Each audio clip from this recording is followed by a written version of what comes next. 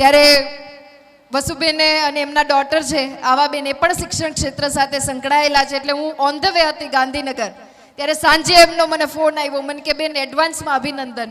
મેં કીધું હજી નામ ડિક્લેર નથી થયું. મને કે માતાજી તમારી સાથે છે, પણ એક અંદરથી હું માતાજીને પ્રાર્થના કરું છું કે તમને શિક્ષણ ખાતું મળે. એટલે ક્યાંક ટેલિપથી હશે એમની.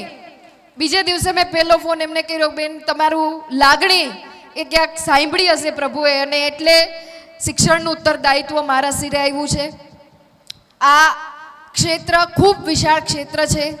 ન્યૂ એજ્યુકેશન પોલિસી હોય, તેમજ વિકસિત ભારતની આપણા આદરણીય પ્રધાનમંત્રી શ્રીની જે સંકલ્પના અને પરિકલ્પના છે, એમાં યુવા પેઢીને વધારે મજબૂતાઈથી, વધારે સક્ષમ રીતે કેવી રીતના જોડી શકાય, એના માટેનું એક આ ઉમદા ઉત્તરદાયિત્વ વાળું ખાતું છે.